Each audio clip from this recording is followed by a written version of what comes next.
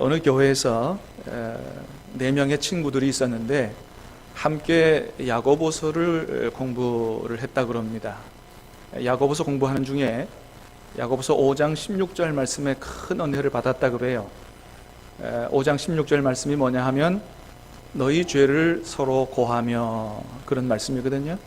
너희 죄를 서로 고하며. 이 말씀을 읽으면서 큰 감동을 받아서 말씀대로 우리가 우리의 죄를 서로 고하자, 그렇게 해서 하나님 앞에 우리 죄를 용서받자. 그래서 네 사람이서 돌아가면서 자기 죄를 솔직하게 고하는 그런 시간을 가졌다 그럽니다.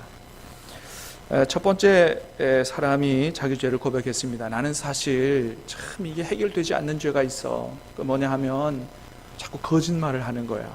안 그러려고 그러는데 이게 자꾸 잘 마음대로 안 돼. 그래서 사실은 어제도 거짓말을 했거든. 그 얘기를 들은 두 번째 사람이 얘기합니다. 자기도 사실은 복잡한 이성관계가 있는데 좀 이걸 좀 해결했으면 좋겠는데 이게 마음대로 안 돼. 자기의 복잡한 이성관계에 대한 죄를 고백하고, 세 번째 사람도 다른 사람에게서 실적하는 이 도벽, 사실 교회 와서도 다른 사람의 물건을 내가 손댄 적이 있거든. 이게 습관이 되어서 이게 잘 해결이 안 돼. 이렇게 세 사람이서 다 자기 죄를 고백했는데 그 얘기를 다 듣고 있던 네 번째 사람은 자기 죄를 얘기 안 하고 가만히 있더라는 거예요. 그래서 친구들이 난리가 났습니다. 야, 너는 왜 네 죄를 얘기 안 하냐? 너는 죄 안 져? 다 죄 짓잖아. 왜 너는 얘기 안 하는 거야? 뭐 너는 통뼈야? 얘기 좀 해. 그래서 막 세 친구들이 너무 막 그렇게 공격을 하니까 이 친구가 머뭇머뭇하다가 자기 죄를 고백하더랍니다. 사실 나의 고쳐지지 않는 죄는 다른 사람의 죄와 허물을 보면 밖에 다니면서 다 얘기하고 다니는 거야. 그런 얘기를 하더랍니다. 여러분 어떻습니까? 여러분 다른 사람의 죄와 허물을 보게 될 때 또는 듣게 될 때 여러분은 어떻게 하십니까? 그래서 기도만 해주십니까? 아니면 여기저기 다 그냥 불고 다니고 흉보고 다니고 그러진 않습니까? 아마 많은 경우에는 그럴 거라고 생각합니다. 여러분 살면서 단 한 번도 나는 다른 사람의 흉을 본 적이 없다, 이런 사람이 있을까요? 그런 사람은 아마 한 사람도 없을 거라고 생각합니다. 다른 사람의 죄와 허물을 보고 흉보는 거, 이거 즐기지나 않으면 참 다행이다, 이런 생각이 들 정도로 우리가 그런 죄를 흔히 짓는데, 이것이 죄에 오염된 우리 인간의 모습이 아니냐 생각이 됩니다. 그런데 여러분, 하나님은 오늘 본문을 통해서 우리가 다른 사람의 죄를 보고 판단하고 정죄하고 흉보고 다니는 것, 이게 얼마나 심각한 죄인가 하는 것을 하나님 오늘 우리에게 말씀하신다는 거예요. 자, 1절 2절을 다시 한번 읽어보겠습니다. 시작. 그러므로 나를 판단하는 사람아, 누구를 막론하고 내가 핑계하지 못할 것은 남을 판단하는 것으로 내가 너를 정죄하매니 판단하는 내가 같은 일을 행함이니라. 이런 일을 행하는 자에게 하나님의 심판이 진리대로 되는 줄 우리가 아노라. 남을 판단하는 사람아, 누구를 막론하고 내가 핑계하지 못할 것은 남을 판단하는 것으로 네가 니를 정죄하는 거다. 하나님의 심판이 진리대로 되는 줄 우리가 안다. 굉장히 무서운 말씀이죠. 이 오늘 말씀의 1차적인 대상은 누구냐 하면 2000년 전의 유대인들이에요. 유대인들. 당시의 유대인들의 문제가 뭐였냐 하면 자기들은 이미 구원받은 사람들이라고 생각하는 이런 의인의식에 빠져가지고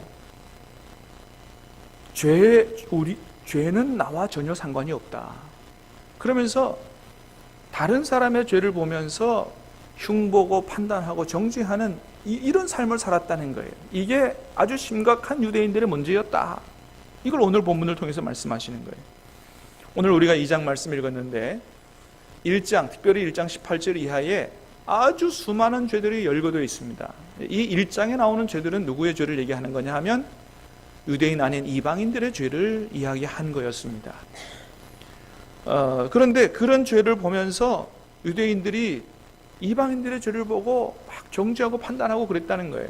여러분, 이방인들이 도대체 어떤 죄를 짓고 살았는지 잠깐 한번 다시 보면 1장 21절부터 한번 읽어봅니다. 25절까지 시작.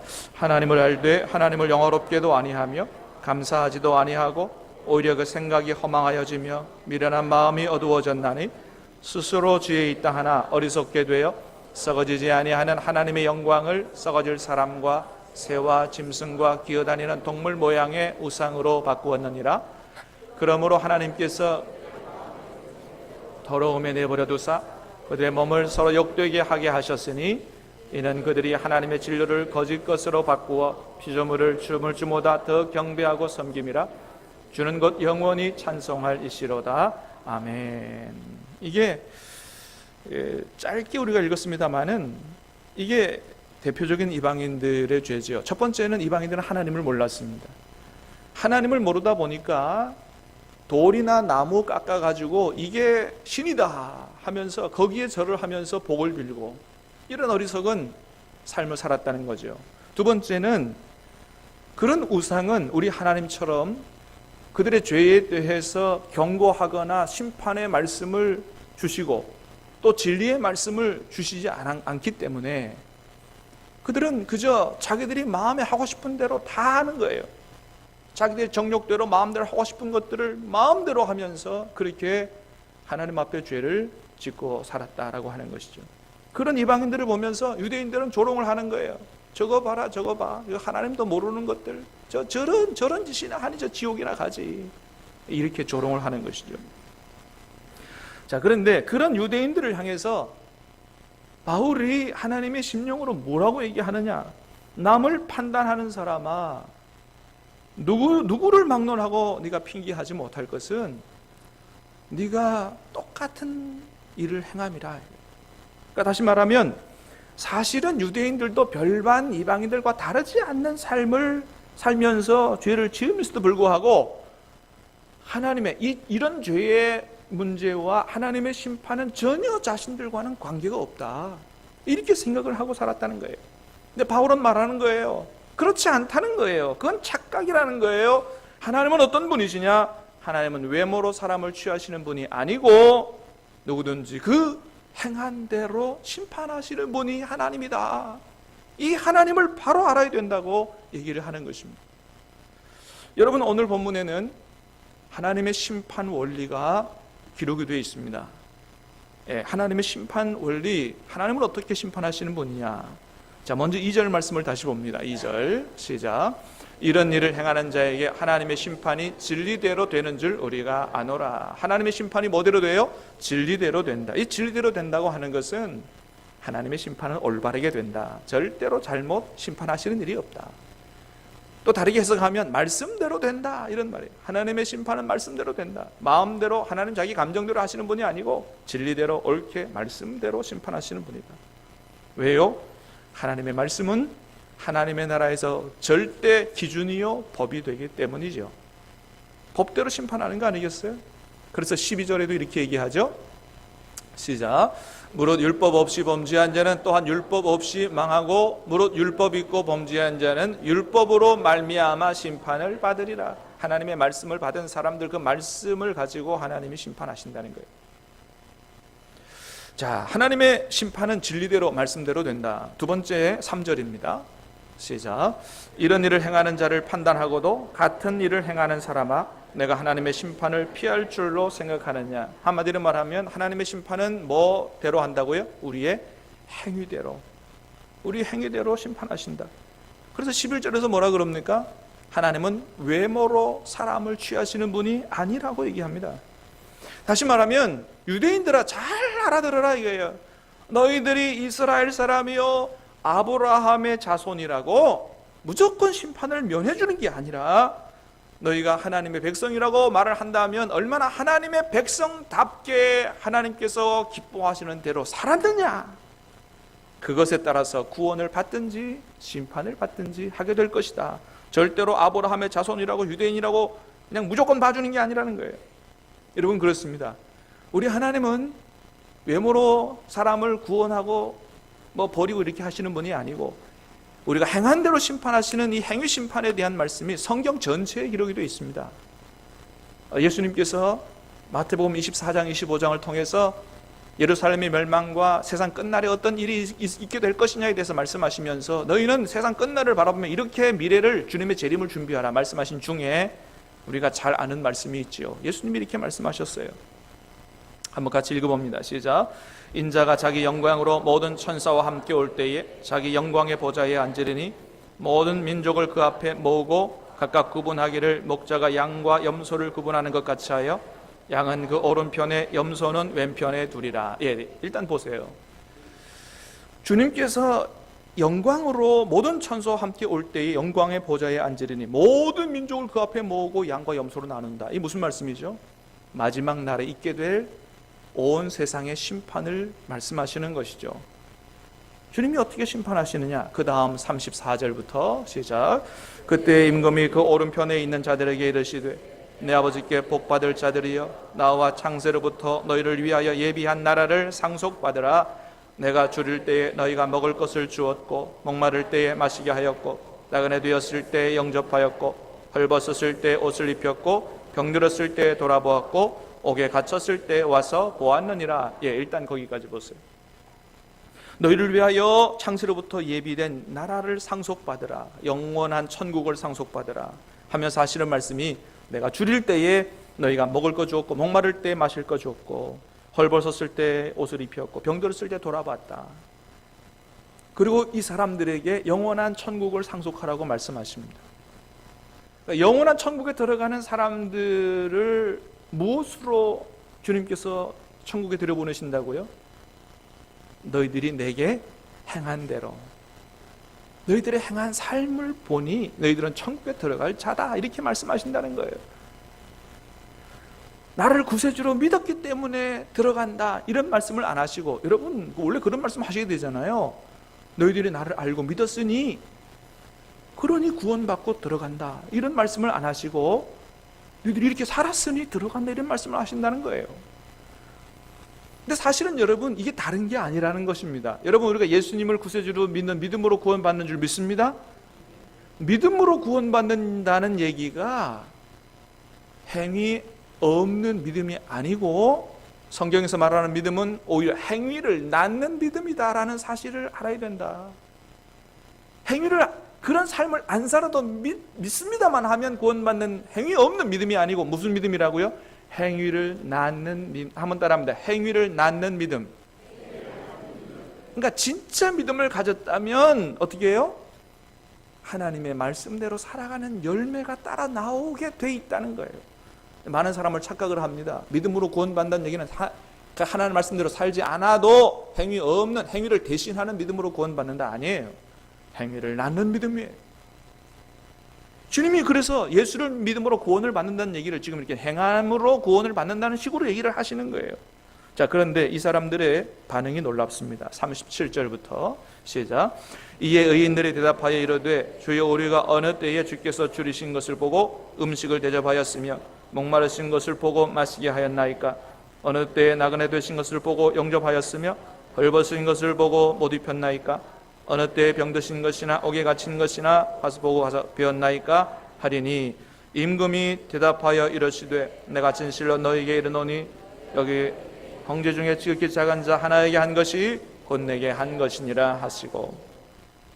주님이 다 이렇게 얘기했는데 이 사람들의 반응이 어때요? 아니 우리가 주님 언제 그렇게 했습니까? 자기들은 그렇게 한지 모르겠다는 거예요. 무슨 얘기입니까? 이 구원받는 사람들이 이런 의로운 행위들을 무슨 어떤 보상을 바라고 내가 꼭 천국에 들어가기 위하여 그렇게 한 게 아니라는 거예요. 내가 구원받은 하나님의 사람이고 예수님을 주님으로 영접했다면 주님의 말씀에 순종해서 이렇게 사는 게 이게 당연하고 이게 마땅한 거지. 이건 의식이 없는 거예요. 이건 자연스럽게 이루어지는 거지 뭔가를 내가 보상을 바라고 이렇게 한 것이 아니다. 그런데 여러분 우리가 알지만 이 뒤에 있는 말씀, 천국에 들어가지 못하고 버림받고 영벌에 들어가는 사람들은 어떻게 해요? 주님이 너희가 이렇게 나에게 안 했다고 그러니까 뭐라고 그래요? 우리가 언제 안 했느냐고. 주님의 판단은 정확하신 거예요. 너희들이 그렇게 한 일이 없다는 거예요. 그런 행함이 없다는 것입니다. 여러분 그래서 마태복음 7장 21절에서 뭐라고 말씀하셨다고요? 시작. 나더러 주여 주여 하는 자마다 다 천국에 들어갈 것이 아니요 다만 하늘에 계신 내 아버지의 뜻대로 행하는 자라야 들어가리라. 아멘. 주님은 계속해서 행한 대로 심판하고 행한 대로 구원받는, 마치 행함으로 구원받는 것처럼 말씀하신다. 행함을 강조하신다는 거예요. 근데 그게 다른 게 아니라는 것입니다. 자, 그런데 유대인들은 이런 행함이 없었음에도 불구하고 이미 자기들은 구원받은 사람이라고 천국에 들어간다고 확신했다는 거예요. 뭐 때문에 그렇게 확신했느냐? 자신들은 하나님의 부름을 받았어요. 하나님의 선택을 받았어요. 부름을 받았어요. 그래서 하나님과, 우리는 하나님 백성이라고 언약을 맺었습니다. 우리에게는 하나님과 맺은 언약이 있다. 언약의 표로 받은 할례의 징표가 있다. 하나님 백성의 표가 있다. 그 다음에 하나님 주신 말씀이 있다. 성경이 있다 이거예요. 그리고 우리가 하나님 앞에 예배 드린다 이거죠. 우리는 이런 것들을 다 한다. 그럼 우리는 구원받은 사람이라고 얘기한다는 것입니다. 근데 하나님 바울을 통해서 말씀하시는 거예요. 하나님의 구원은 성경의 소유라든지 이 할례와 같은 행위로 구원받을 수 있는 게 아니다. 하나님이 원하시는 행함은 그런 종교 의식적 행함이 아니라 진정 하나님을 사랑하고 이웃을 사랑하는 그런 삶이 있느냐, 도덕적 윤리적 거룩한 삶이 있느냐, 이걸 얘기하는 거지. 너희들이 교회 생활에 종교적 의식을 얼마나 열심히 행했느냐, 그거를 원하시는 게 아니라는 거예요. 그러므로 종교적인 행위는 열심히 하면서도 정작 하나님 원하시는 사랑과 긍휼과 거룩함이 윤리 도덕적 삶이 없는 사람들은, 그럼에도 불구하고 자기들이 구원받았다고 하는 사람들은 외식하는 바리새인과 다르지 않다라고 말씀하시는 것입니다. 여러분, 예수님께서 기도하러 성전에 올라갔던 세리와 바리새인 중에 누가 의롭다고 말씀하셨습니까? 죄인이 의롭다함을 얻고 내려갔다 그랬습니다. 여러분, 바리새인에게는 무슨 문제가 있었던 거죠? 말씀을 한번 보겠습니다. 누가복음 18장 11, 12절 시작. 바리새인은 서서 따로 기도하여 이르되 하나님이여, 나는 다른 사람들 곧 토색, 불의, 간음하는 자들과 같지 아니하고 이 세리와도 같지 아니함을 감사하나이다. 나는 일에 2번씩 금식하고 또 소득의 11조를 드리나이다. 아멘. 바리새인들은 일주일에 2번씩 금식했습니다. 11조 안 빼먹고 잘 했어요. 예배 안 빼먹었습니다. 그런데 이렇게 생각한 거예요. 자기는 하나님의 백성으로 교인으로서의 의무를 다했다. 그렇기 때문에 나는 의인이요, 하나님도 모르고 세상에서 저렇게 죄짓고 살아가는 저런 세리, 저 사람들은 나와 달라, 나는 저 사람들과 달라, 자기 자신의 행함으로 의롭다라고 하는 것이죠. 그런데 여러분, 이런 사람을, 그러니까 예수님이 이 비유를 어떤 사람에 대해서 말씀하셨다고 했습니까? 9절 말씀 시작. 또 자기를 의롭다고 믿고 다른 사람을 멸시하는 자들에게 이 비유로 말씀하시되, 자기를 의롭다고 믿고 다른 사람을 멸시하는, 다른 사람을 판단하는 이런 사람들에게 하나님은 네가 의롭지 못하다, 이렇게 말씀하신다는 거예요. 여러분, 그래서 우리가 다른 사람의 허물을 보기 전에 누구 허물을 볼 수 있어야 됩니까? 나의 허물을 볼 수 있어야 되는 거예요. 나의 죄와 나의 허물을 볼 수 있어야 됩니다. 여러분, 그래서 우리가 하나님의 말씀을 듣다가 그 말씀이 나의 죄를 들춰내거나 내 마음과 심령에 찔림이 있는 말씀이라면, 오늘 목사님이 나를 치신다 이렇게 생각하지 말고, 뭐예요? 하나님이 나를 사랑하셔서 저 말씀이 살아있고 운동력 있는 말씀으로 내게 하나님의 음성으로 들려지게 하시는구나, 나를 사랑하셔서 주시는 축복의 말씀이구나 라고 그렇게 믿으셔야 되는 거예요. 사랑하는 여러분, 하나님의 말씀에 전혀 찔림이 없는 사람이 아니라 하나님 말씀에 찔림을 받는 사람이 복을 받는 사람인 줄로 믿으시기를 바랍니다. 사도행전 2장에 보면 성령 충만한 베드로가 한번 설교했을 때 3,000명이 회개하고 구원을 받았다고 그랬습니다. 그때 베드로의 설교를 들은 사람들의 태도가 어땠다 그랬습니까? 말씀을 한번 보겠습니다. 사도행전 2장 37절 시작. 그들이 이 말을 듣고 마음에 찔려 베드로와 다른 사도들에게 물어 이르되 형제들아, 우리가 어찌할꼬? 하나님의 말씀을 들었을 때 찔렸다 그랬어요. 찔렸습니다. 그래서 어떻게 해야 되느냐, 도대체 정말로 구원을 받으려면 어떻게 해야 되느냐, 이렇게 찔림을 받고 회개한 유대인들은 구원을 받았고, 똑같은 설교를 들었음에도 불구하고 전혀 마음의 찔림이 없이 저런 말씀 나와 관계없다고 생각한 사람, 자기는 의롭다고, 자기는 이미 구원받은 사람이라고 자만한 사람들은 운명이 어떻게 됐을까요? 또 말하면 잔소리죠. 그러므로 여러분, 그래서 우리가 다른 사람의 허물을 보고 비판하는 그런 사람이 아니라 먼저는 나 자신의 죄를 보고 회개하는 우리들이 되어야 할 줄로 믿습니다. 여러분, 그렇습니다. 여러분, 우리는 오늘 말씀을 통해서 분명하게 알게 되기를 바랍니다. 하나님은 외모로 사람을 취하시는 분이 아니다 이거예요. 다시 말하면 유대인들과 똑같이 우리가 생각해 볼 필요가 있어요. 오늘 우리가 나는 기독교인으로 교회를 다니고 나는 성경을 읽고 예배를 드리고 봉사를 한다고 해서 나는 하나님의 심판에서 무조건 제외된 사람이다라고 생각하면 안 된다고 하는 것입니다. 하나님은 외모로 사람을 취하는 게 아니에요. 여러분, 많은 경우에 아주 훌륭한 목사님들 좋은 설교를 듣고 큰 은혜를 받으면 내가 마치 그런 수준 높은 설교에 있는 그런 아주 탁월한 신앙을 가진 사람으로 착각하는 경우가 있습니다. 근데 여러분, 오늘 본문 13절에서는 뭐라고 말씀하신다고요? 다시 한번 보겠습니다. 시작. 하나님 앞에서는 율법을 듣는 자가 의인이 아니요 행하는 자라야 의롭다 하심을 받으리라. 좋은 설교, 감동적인 설교를 듣는다고 우리가 의인이 되는 게 아니요, 어떻게 해요? 말씀을 듣고 행하는 사람이 의인이 된다라고 하는 사실을 기억해야 돼요. 그러므로 여러분, 우리가 착각하지 말아야 됩니다. 오해하지 말아야 됩니다. 내가 설교 듣고 은혜 받는 거, 예배 안 빠지고 드리는 거, 새벽기도 드리는 거, 큐티하는 거, 이런 것들은 우리의 경건이 아니에요. 단지 그것은 참된 경건을 이루어가기 위한 경건의 훈련이지, 내가 그걸 한다 그래서 내가 경건한 사람이 된 게 아니에요. 그거 우리가 오해하지 말아야 됩니다. 그래서 우리가 하루도 안 빠지고 예배드리고 새벽기도 하고 큐티한다고 해서 나는 이미 구원받은 사람이요, 하나님의 심판은 전혀 관계없다, 이렇게 생각하면 안 된다는 거예요. 중요한 건 뭐냐? 기도나 큐티를 통해서 하나님 말씀을 듣고 어떻게 해요? 내가 순종하는 참 경건의 사람이 됐느냐, 이게 중요한 거지. 다시 말하면 경건의 모양이 아니라 정말로 하나님 기뻐하시는 경건의 능력을 이루어가는 삶이 중요한 거지, 얼마나 새벽기도 안 빠지고 열심히 하고 큐티하나, 이게 중요한 게 아니라 그거는 경건의 훈련일 뿐이라는 거예요. 사랑하는 여러분, 간절히 바라기는 저와 여러분들이 하나님 기뻐하시는 사람으로 변화될 수 있게 되기를 주님의 이름으로 축복합니다. 자, 그런데 이러한 변화는 나 스스로의 능력으로 이루어가는 게 아니라는 거예요. 여러분, 지난주에서부터 계속 듣는 얘기는 뭐냐 하면, 사랑하는 여러분, 우리를 변화시키는 능력이 우리에게 있는 것이 아니요 복음에 있는 줄로 믿으시기를 바랍니다. 복음에 우리를 변화시키는 능력이 있다. 그래서 모든 믿는 사람들을 구원하시는 하나님의 진짜 능력은 율법이 아니요 뭐에 있다? 복음에 있다. 복음에. 여러분, 이게 무슨 말이라 그랬어요?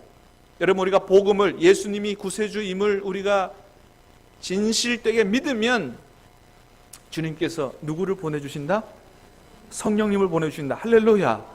성령님을 보내주셔서 그 성령님께서 내 마음을 변화시키시고 내 삶을 변화시킴으로 말미암아, 할렐루야, 내가 스스로의 노력으로 하는 게 아니고 성령께서 내 마음을 변화시키고 내 삶을 변화시킴으로 말미암아, 그런 변화된 삶을 통해서 우리가 마지막 심판대에 섰을 때에도 하나님의 심판대에서 구원받을 수 있는 그런 사람이 된다고 하는 것입니다. 이게 바로 복음의 능력이요 복음의 축복이라고 얘기했어요. 사랑하는 여러분, 다시 한번 축복합니다. 복음을 진정으로 믿고 여러분 복음의 능력과 축복을 경험하고 받아 누릴 수 있게 되기를 주님의 이름으로 축원합니다. 그렇습니다, 여러분. 그래서 정말로 우리가 복음을 믿고 구원받은 사람이라면, 또 마지막 심판대에서 구원받아 영생으로 들어가는 사람이라면 어떤 성화의 과정을 거쳐가야 마땅하냐?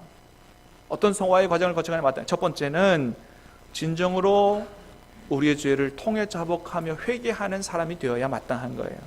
4절 말씀 보겠습니다. 시작. 홍 내가 하나님의 인자하심이 너를 인도하여 회개하게 하심을 알지 못하여 그의 인자하심과 용납하심과 길이 참으심이 풍성함을 멸시하느냐. 여러분, 그렇습니다. 하나님이 원하시는 것은 회개예요. 우리가 죄를 짓는데도 불구하고 당장 하나님의 심판이 떨어지지 않는다고 해서 안심하면 안 된다라고 하는 것이죠. 여러분, 하나님께서 우리의 죄에 대하여 당장 심판하시지 않는 이유는 뭐라고요? 우리가 회개하도록 하나님이 길이 참고 기다리시고 계신다. 그건 하나님의 인내의 시간이지, 하나님이 우리의 죄를 못 본다거나 아니면 그냥 괜찮다, 이미 구원받은 사람이기 때문에 괜찮다, 이기는 게 아니라고 하는 거예요. 특별히 하나님이 길이 참으심이라고 하는 단어의 영어 성경은 뭐라 그러셨냐면 long suffering이라 그랬어요. 이게 무슨 얘기냐 하면 오래도록 고통스러워한다, 이런 뜻입니다. 그러니까 우리가 죄를 짓는 동안에 하나님이 오래 참으시면서 그냥 인내하시는 게 아니고 뭐라고요? 하나님이 굉장히 오랫동안 고통스러워 하신다.